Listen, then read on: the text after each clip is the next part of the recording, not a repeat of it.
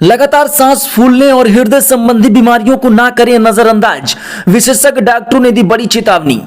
विश्व सीओपीडी दिवस के अवसर पर आम लोगों को हृदय रोग संबंधी सभी बीमारियों से बचाव के तमाम कार्यक्रम और जागरूकता अभियान चलाया जाता है, ताकि जो इंसान इन बीमारियों के शुरुआती लक्षणों को नजरअंदाज करते हैं और असमय काल के गाल में समा जाते हैं, ऐसे लोगों में जागरूकता है ताकि समय रहते उनके हृदय संबंधी बीमारियों का उपचार हो जाए। इस अवसर पर हृदय रोग स्पेशलिस्ट कई डॉक्टरों ने इन बीमारियों के लक्षण और उनसे बचाव के लिए जानकारी देते हुए बताया है कि अगर किसी इंसान को लगातार खांसी, सांस फूलने, बलगम आने की समस्या बनी रहती है तो आप इसको बिल्कुल नजरअंदाज ना करें और तुरंत अपने डॉक्टरों को दिखाएं।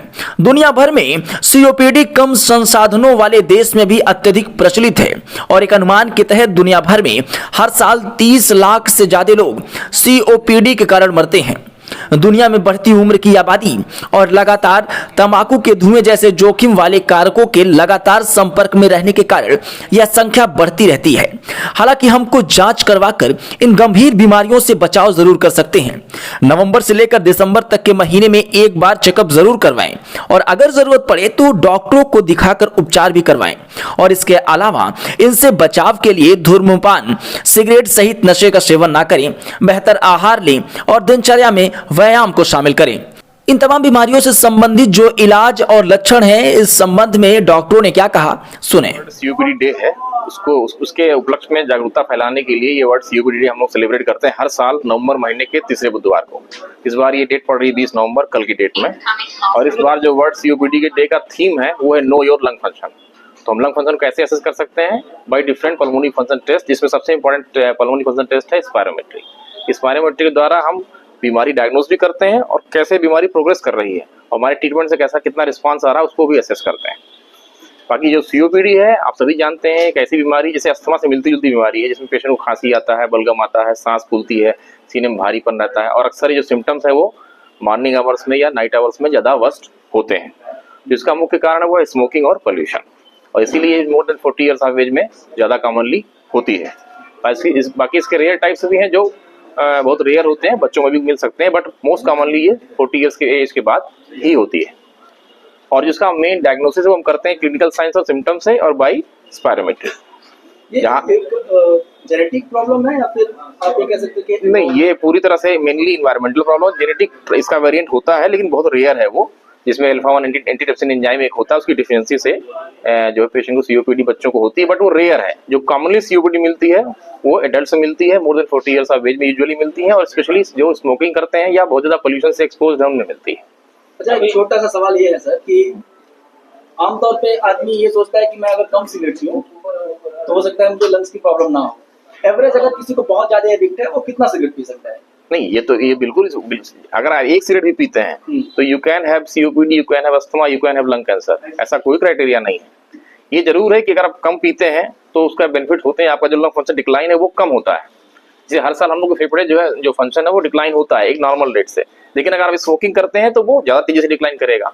अब आप 20 सिगरेट पीते हैं तो बहुत तेजी डिक्लाइन करेगा, 1-2 पीते हैं तो थोड़ा कम तेजी डिक्लाइन करेगा, ये है। बट स्मोकिंग इज किसी भी अमाउंट पे स्मोकिंग इज डेंजरस। आज के परिवेश में मोहन देखा गया बच्चों से लेके बुजुर्गों तक होता था, लेकिन अब सबको ये सांस फूलने की समस्या हो रही है। इससे बचाव कैसे किया जाए? उसका सबसे लोगों को क्या जागरूक करेंगे? देखिए, सबसे अगर सीओपीडी बात करते हैं तो पहला इंपॉर्टेंट चीज है आप स्मोकिंग और पोल्यूशन को अवॉइड करें, स्मोकिंग बंद करें और पोल्यूशन को अवॉइड करें।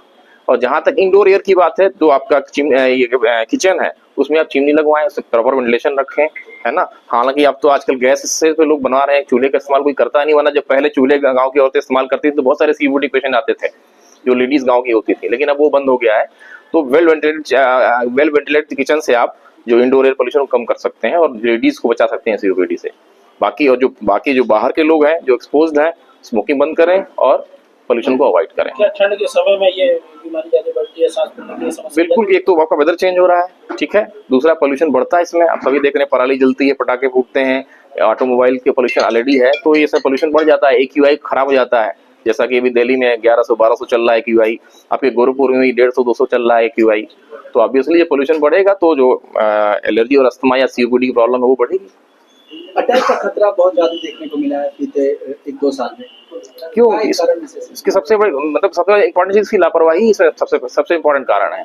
इसलिए कि अगर आप सीओपीडी के पेशेंट हैं तो पहली बात तो आप इनहेलर अपना लेते रहिए, हर बार आप टेक्निक अपना चेक कराते रहिए, स्पेशली जो नवंबर दिसंबर का महीना जब मौसम बदलता है एक बार रूटीन आप चेकअप जरूर करा लीजिए, अपना एक्सपायरोमेट्री करवा लीजिए, क्या पता आपको जो ट्रीटमेंट है वो उसको अपग्रेड करने की जरूरत हो आपको, तो अटैक को अवॉइड कर सकते हैं। साथ ही साथ साल में एक बार वैक्सीनेशन भी करवाइए, जो सर्दी जुकाम वाले वायरस का वैक्सीन है जिसको क्वाड्रिवलेंट इन्फ्लुएंजा वैक्सीन बोलते हैं, वो साल में एक बार लगवाएंगे, इससे प्रोटेक्शन मिलेगा आपको। और निमोनिया का वैक्सीनेशन भी आपके लिए इंपॉर्टेंट है अगर आपको सीओपीडी, एलर्जी, अस्थमा तीनों में से कोई बीमारी है।